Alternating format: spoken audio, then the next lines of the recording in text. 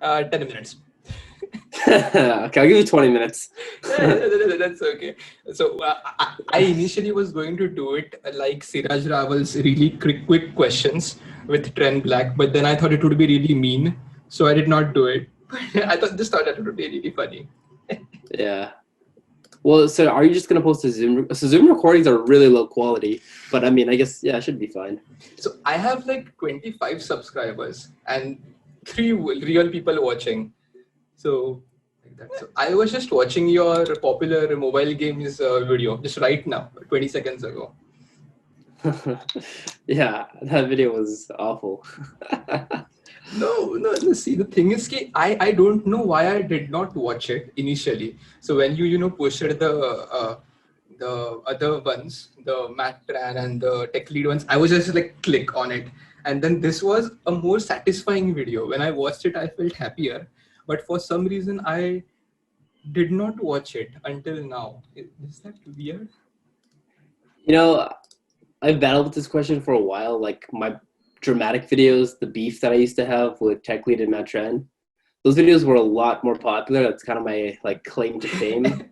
And Yeah. so I started making new content that wasn't revolved around drama, just like positive content. And the videos did horrible. It started doing really bad. And then for a while, I was kind of, mad. I was like, why are people so attracted to drama? Why don't they appreciate the productive videos I'm making? But now, I look back at my old drama videos and I'm like, these were so much more interesting.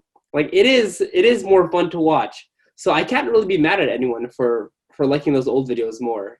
Like drama is interesting, so that's just what Yeah. it is. Yeah.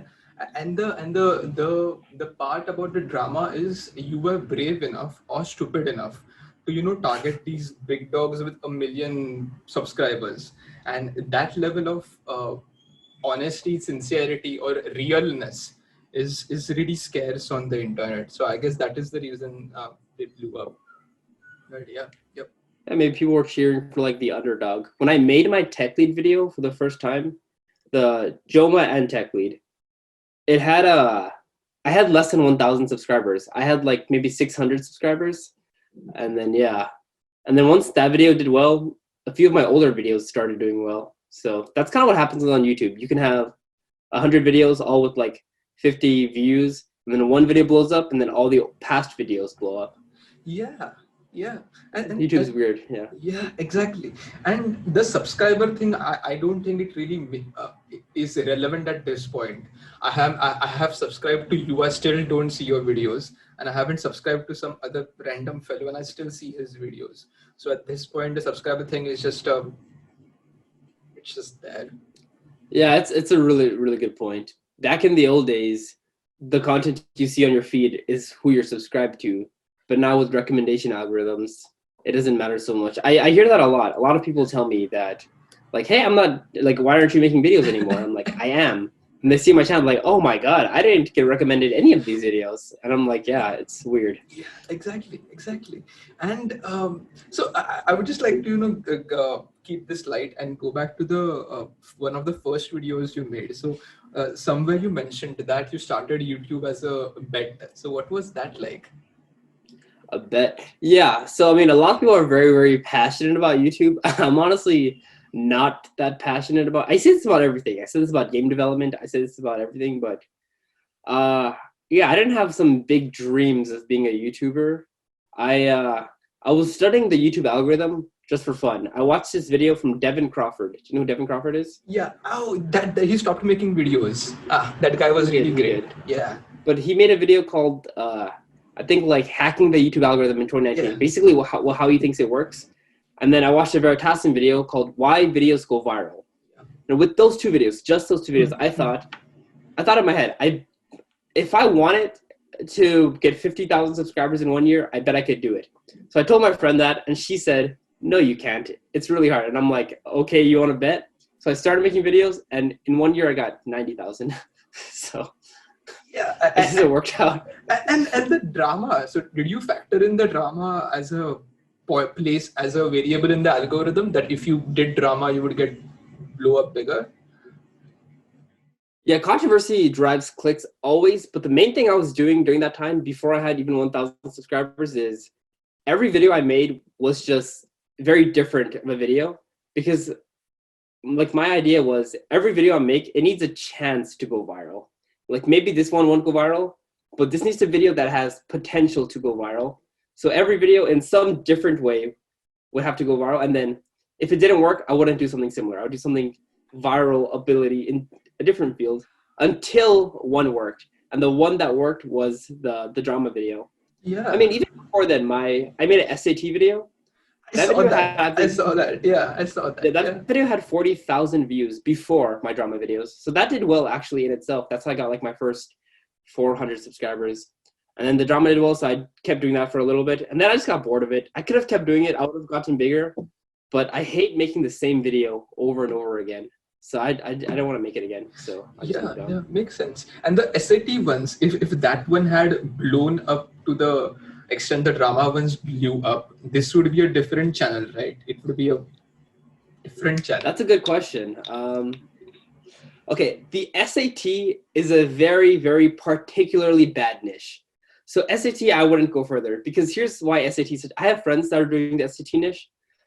You can't build a loyal following in the SAT niche, because as soon as they take the SAT or as soon as they graduate, they will never watch your video again.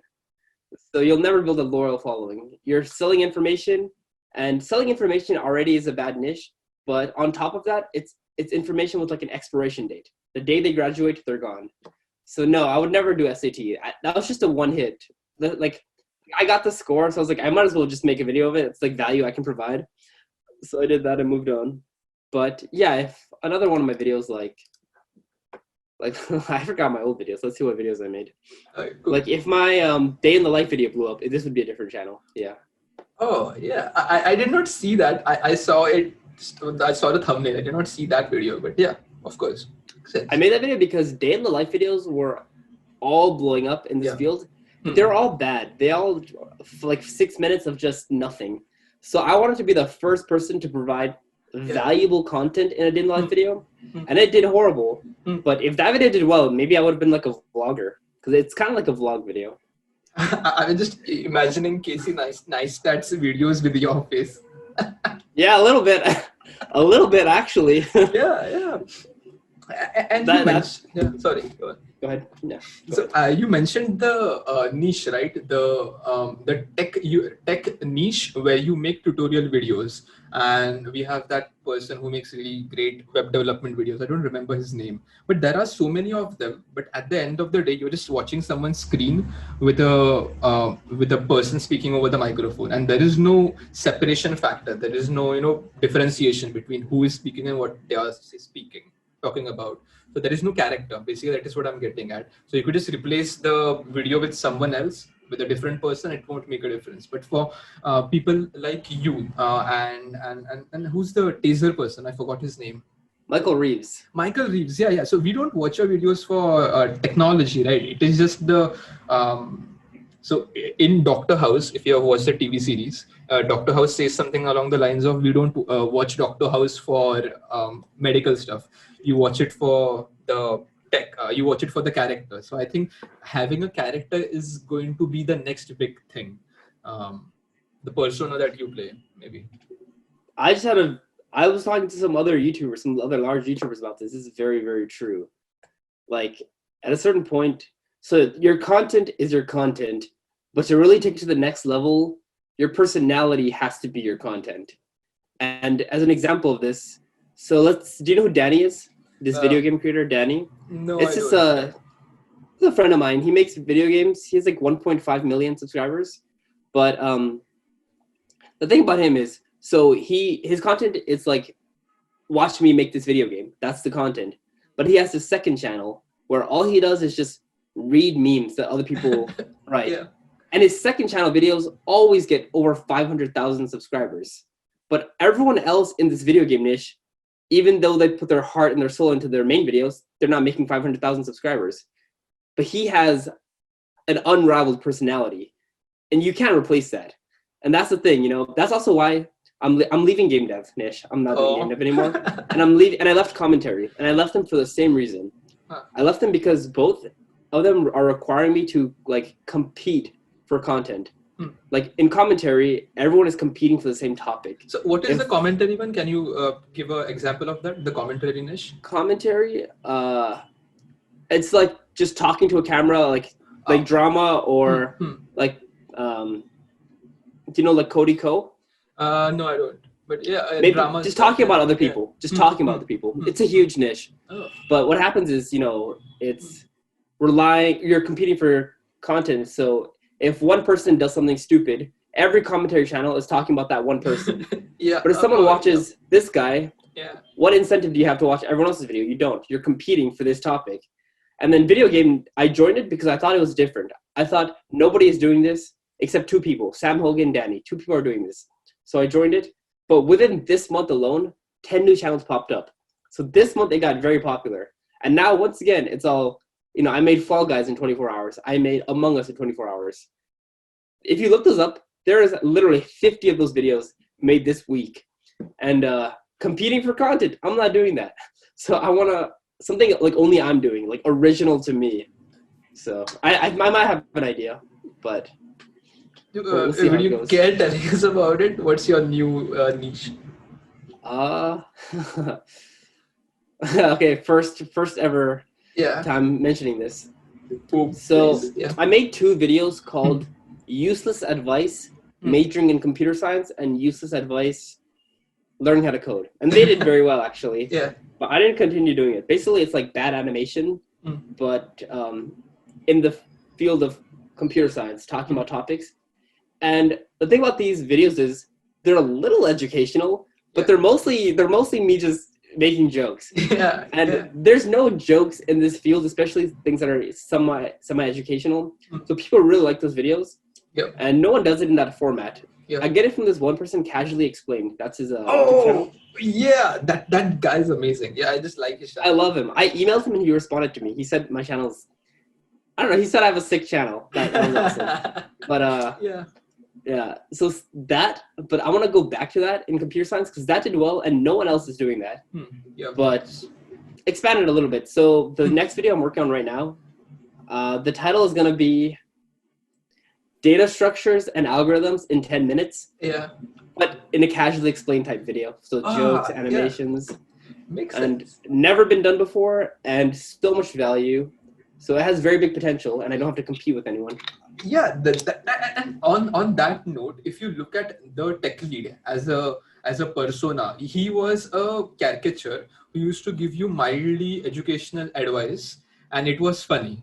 And people did not seem to get it. People were like, why do you keep talking about X Google, X Facebook? That is the joke, and you are not getting the joke, and everyone is getting mad. And it's just so funny. It is a little. So that's just a group of an audience, and I mean I love all audiences, but this is a pretty annoying audience group where they only look at you as a person to help them like achieve their goal. Like, so if you're making a joke or you're doing anything else, they're just like, why are you doing this? Can you make, and they're asking you for videos like, can you make the top 10 programming languages? Can you make this video? Like, no, go watch someone else. And those people really hate tech lead, I guess. Like, like, but I mean, obviously what tech lead's doing, the persona of being an egomaniac, like, it's an obvious joke. And and the interesting thing I just noticed is that people assume YouTube to be true and television to be false, but YouTube is also a persona, and they need to realize that whatever you say in your videos, you are playing the role of Tren Black, right? So at some point, yes, in real life you might as well be a completely different person. In real life, tech lead might be a jolly green giant for all we know, right? But there has to be a differentiation between a real person and a YouTube personality. So people don't understand that. That is what I have noticed. Sometimes, there's the same, like Casey Neistat. I think on camera, off camera, he's probably the same person, since the brand in itself is being as genuine and like making you feel like you know him. So maybe for like some vloggers, it's the same, but usually, and I think it's actually a good idea to play into a character because most people are boring, and if you're boring, you're not going to make it on YouTube. Exactly. You have to be playing into a character. And usually, like, so Tren Black, I mean, that is how I act, but I'll just exaggerate it a little bit on camera. That's all it is. Just get your own characters and exaggerate it for the camera. But yeah, in real life, some people have told me that like they expected me to be very aggressive because they saw my tech lead videos, and in real life, I'm just like normal, right? I'm just like chill. Yeah. Like I'm not walking around calling people out. Yeah, exactly. Yeah. Exactly. Pretty funny. And hey, so I was just watching that one interview you guys did, living with the famous YouTuber, you and Nick White. Here is my question. Here is my question. So you, Tren Black, picked a roommate named Nick White. How does that happen? No, that's not on purpose. That was Okay. completely accident. I believe you. We didn't even realize it until like he's like, oh, I'm trying, like, I'm like, yeah, that's Nick White. Yeah. And then I think maybe after a while of us just being friends and talking, we're just like, hey, I just realized our last names are opposite colors, and we're like, oh, that's weird. It's not planned. That was weird. But people actually mention it a lot now in the comments. They think that we planned it or something. No, it's not. It's just, Oh my god. Yeah, we have very similar names. We're like polar opposites. Like he's like the good, I'm like the evil. You need a gray. You need someone gray in the middle. You need a third roommate. You need to find a Third gray. roommate. Yeah. Well, we'll see what happens. So, YouTube. So, do you want to be a YouTuber? No. Oh. Well, right now I'm trying to get a real job because YouTube is kind of like I like making YouTube videos, but not when it's my job. So over the past few months, I started hating. Not hating. I sound spoiled, but I started not liking making YouTube videos as much because I started my channel and I grew my channel while I was in college. So my main thing, I'm constantly stressed about college and classes and just stressful. But when I have a little bit of free time, I get to be creative and make a video. So I love doing YouTube. And then I'm taking a gap year because I don't want to do school during coronavirus. You're paying full tuition for online university, not worth it. I want to be in person. So now I started doing YouTube full time. And then this just becomes the very thing that you're now dreading to work on. You know, you wake up and it's like, I have to work on a YouTube video. You don't want to work on a YouTube anymore. So it's not fun. So now I want to get a job and do YouTube as a side because when I started relying on YouTube for money, I can't be creative anymore. I started taking a lot of sponsorships and I started making videos that I maybe didn't want to make, but I needed to make because it'll do well with like the algorithm, I thought. So I think long-term, I want to be I don't want to do tech either, long term. I want to do something more in like a creative field. Like this kind of sounds funny, but Yeah, it's okay. Yeah. I'm thinking of like, do you know what stand-up comedy is? Yeah, I do. Yeah. I want to practice doing some open mics, like just going to open mics, performing and practicing. And then if I can get good at that, that'd be pretty fulfilling. And then the thing about being like a stand-up comic is, you get like Netflix roles, you become an actor and all that. And I think something like that could be fun. So maybe I'll do that. Maybe I won't. I don't know. I switch my life plan every year, so we'll see. See, that's the interesting thing about creative fields. When they become your job, you might not end up liking them. That is a pretty interesting observation. Yeah, it is. And about sponsorships, why are YouTubers worried about sponsorships? You can just skip the ad, the 30-second ad, just press the right button, skip the sponsorship if you don't want to watch it. Why do viewers get mad about it? Yeah, I don't know. I think me as a particular case, people hate when I do sponsorships because I am very like vocal about not being a sellout. Like I call a lot of people for selling out. Yeah. And they seem to think that it's hypocritical of me to take a sponsorship because of that. But I mean, if you watch all of my videos, I've never said that sponsorships are bad. Yeah. Not something I've ever mentioned. Yeah. And also, in all my videos, the call-out videos, I've said that courses aren't bad inherently. Because what is a course? A course is just the idea that you have valuable information, you want to sell it. That's not a bad idea. You can sell courses, no problem, sell courses. I'm just saying that these particular people have shitty courses. That's it. That's all I said. Yeah. But now since I've drawn in a really harsh audience from that, and they're just like watching my every step, where if I do anything remotely to earn money, now I'm a sellout. I don't know why people hate sponsorships. I never really cared for it. I think the problem is not taking sponsorships as an idea. It's taking sponsorships for bad companies. like a company that you don't use yourself, like if like a very scummy company and you take their sponsorship, then you're pushing that onto your audience and you might just get your audience fucked over. So that's, yeah, I can understand the hate for that. That's justifiable. Hey, Tren, hang on. Let me just turn off my water. I'll explain what that means and I'll just be back in 30 seconds. Yeah. Sorry about that. So I'll come back to the sponsors. But are you in India? Yeah, I'm in India. Yep. Are you a high school student? I'm a college third yearer, whatever that means in sophomore. Oh, we're the same age then. Are you like 20 or what? I was born in 2000. So yeah, I'm 20. 2000? Yeah. Oh, we're the same age. Yeah. Nice. And the funny part is, I have a friend who looks just like you. I'll put his photo here. Serious. Is he from Bangladesh or India? Huh? Sorry? Is he from Bangladesh or India? I'm from India. Is he your friend? Because I'm from Bangladesh. He's from India as well, but he is South Indian. So are Bangladeshi people supposed to be South Indians? Tamil? I'm not sure. I'm very whitewashed. I'm very Americanized, so I don't really know much about. Yeah, this and I'm uncultured, so I don't know either. That's the case. But yeah, so here we have water tanks, and when you get water, we have 1,000-liter tank, 2,000-liter tanks. So 2,000 liters of water always stays on the top of your houses, and then we don't have running water continuously. We have water tanks instead. So that is what I was doing. So you get water from the tank. How do you fill the water tank again? Yeah, so the water tank is connected to the main grid. So you turn on the water from the grid, you fill up your tanks, and then you turn off the water supply, and then that stays there for about a day or two, and then you use that water instead of the running water. Cool. Yeah. So that is what I was doing. And coming back to the sponsorships thing, my point on that is even if the advertisement is bad, it is helping the creator make his stuff. It is basically like Patreon. So chill out about that.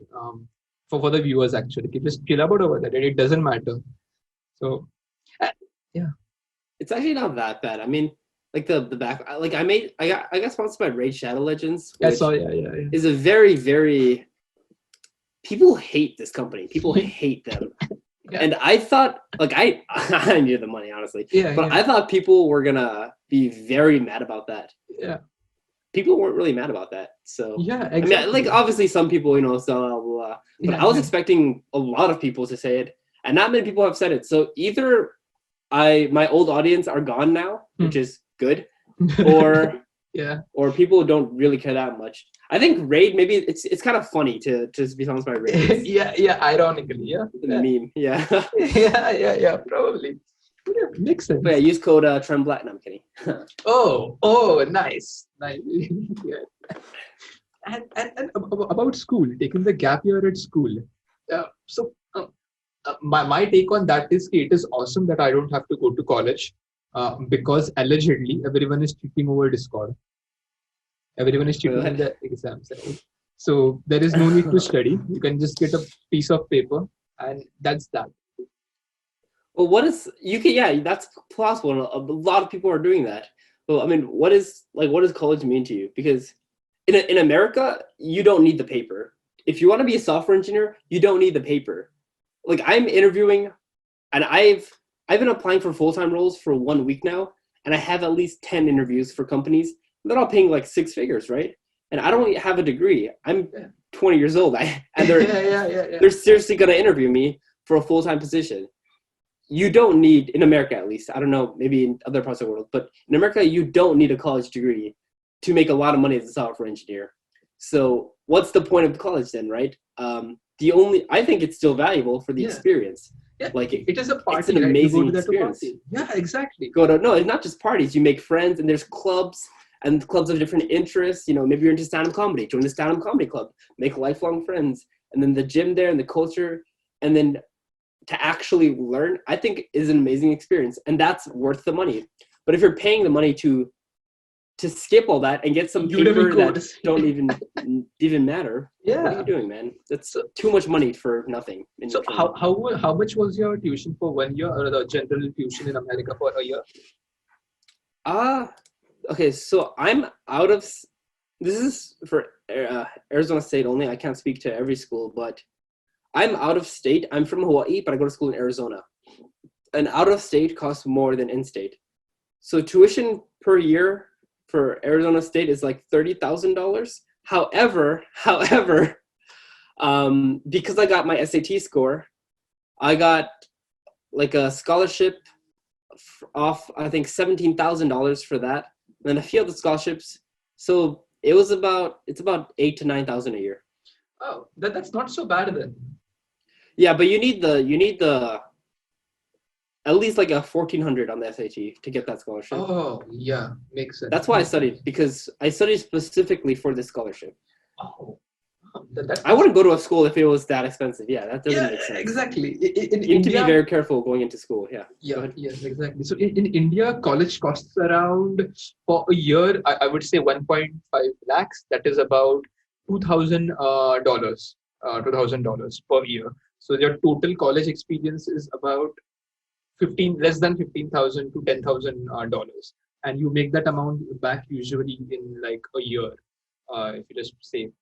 And because Indians live with their parents for some part of time after college, they're just able to make it back and then just get it over with. It's not expensive. Yeah. That sounds great. Yeah. I think college is a huge problem. I think so many people should not be going to college that are going to college. Like people that Yeah. like I know some people from my high school that they're first of all they're taking 40 to 50,000 a year in debt because they don't have money, so their parents aren't going to pay. It's all debt. Yeah. And they're studying something where once they graduate, study it if you want to study it. Go ahead, but you're not going to make money from studying that. And I think you should have just not gone to college. You can have a great life without college, or maybe go to a community college. But to take that much money for nothing in return, and it's like they're 17 years old when they make this decision. So they're 17, they're dumb, they don't know what they're doing. Yeah. So they're like, okay, yeah, that's fine, but I mean, your life is ruined at that point. Yeah. Just because some decision you made when you were 17. So I think college is such a big problem in America. Like, from like a student's perspective, I think people are just dumb. I think if you're not dumb, it's not really a problem. But people are just dumb in deciding to go to college when they maybe shouldn't. And society just tells everyone that they need to go to college, and I don't think that's the case. And I think it might get better because when everyone has a degree doesn't mean shit, right? So if everyone has a degree, it doesn't mean anything. So I think that problem might grow bigger and bigger, and then fall over itself, and no one will care about it anymore. But the point you mentioned about not needing a degree to apply for jobs is valid if you're applying for jobs which require 2 or 3 years of experience. So if you're applying for those jobs, no one cares about your degree. But if you're applying for a job straight out of college, people care about a degree. Yeah, but I mean, if you could just somehow hustle and really just get that first job, after that point, you're fine. And I mean, what's the easier path? Hustling for maybe 1 year or 4 years and $250,000? It's probably easier the first way. But I mean, like I'm a college. I'm not saying college is useless. I'm a college student. I'm gonna graduate. Like obviously, I do find value in college. Did you watch that one movie, Gully Boy?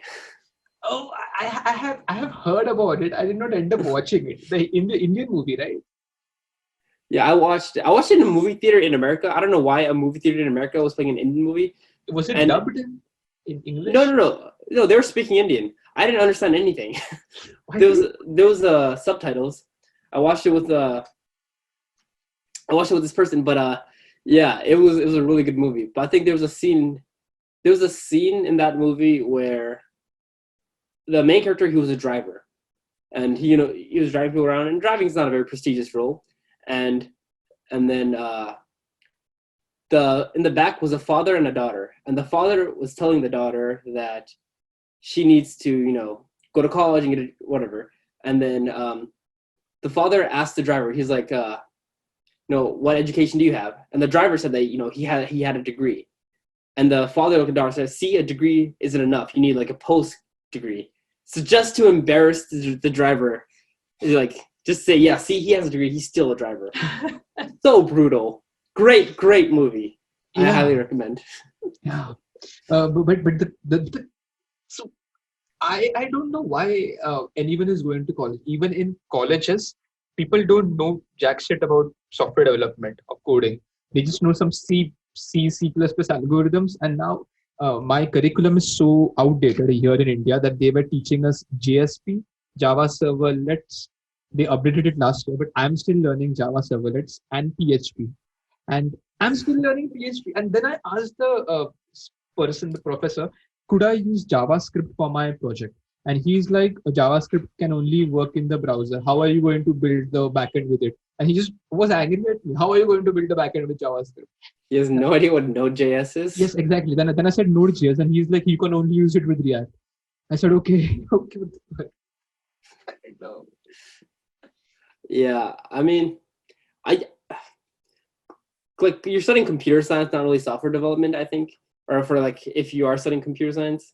So it kind of makes sense where like creating actual things in software development, that's kind of a completely separate field, I think, from computer science. Computer science is like the math and the theory of it, like the algorithms.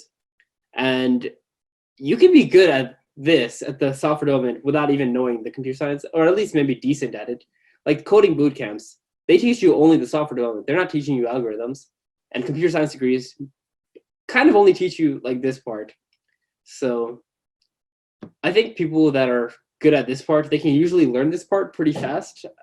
So maybe it's helpful. I think they're both interesting. So I don't know. Kind of. And on that note, we have this emphasis placed on knowing how things work under the hood. So if you are a musician, you should know your theory. If you are a software developer or a YouTuber, tech YouTuber, you should know your code. But then my point to counterpoint to that is that we have YouTubers like Siraj Rawal who may or may not know the actual theory. We don't know about that. But his videos, they do the job of letting you know that there is something out there with machine learning or AI.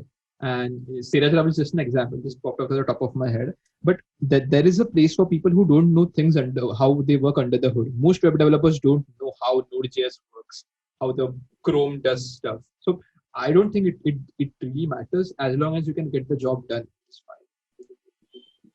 fine. I think it really depends. Yeah, I mean, Siraj Raval, his situation makes sense because he's teaching, very introductory things to people that may not know it. So yeah, he doesn't really need to go under the hood of it. And maybe even if you're working at a job and you're running a website, you're using Node.js, you don't need to know how Node was created. But if you're maybe a senior engineer at Google, then these decisions, it does matter a little bit, I think, to know what's going on under the hood, because different libraries perform things in different complexities. So they both may work. And if you're a senior engineer and you're using a library that's doing this thing in a suboptimal complexity, then the entire rest of it is just going to be not optimal. So I think for certain people, yeah, you should know how things work under the hood a little bit, but it depends. Yeah, makes sense. I don't think it's like a useless field. And I also see that synthesizer in the synth in the background. Do you play music?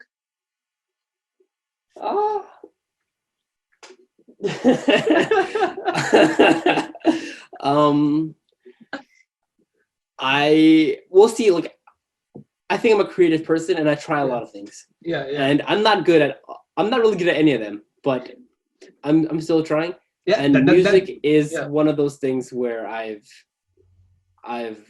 love music. I really love music. Tyler, the creator, very inspired. And I try to create beats and I try to do this, but I'm nice. Very bad at it. So that's that. That's okay. Hang on, I'll just show you something. Hang on. So, oh damn! So that's a bass. And I also try to make some of it. I'm not really good at it, and that's fine. I mean, I guess it is just when you say you are a creative person, that just comes automatically. I try to rap. I try to learn how to use auto-tune. It is pretty funny. That is worth it. And I don't know. We just find that stimulating. We just find that interesting. Exactly. Whereas other people, they get their stimulation through just playing video games the entire day or watching Netflix the entire day. Yeah. But we don't find that we get bored of that, right? Yeah, and then exactly. we learn how to play an instrument. We find that kind of fun. Yeah, that's just exactly. how that works. Yeah. So okay, I actually have to go study for I have so many interviews this week, and I have to actually study for them. But thank you for having me on the show. This was really fun. Yeah, this was really fun. Thanks you for giving me more than 10 minutes. I committed. Yeah. But this was really fun. And I think this episode should go out in like 2 or 3 weeks. I'll ping you before it. So maybe you can release your videos before this goes out. So I mean, take your time. I have no plans to do anything actually. Okay, and best of luck for your interviews. I hope you get all of the jobs. Okay, thank you. Yeah. All right, have a good night. Yeah, you too. Bye.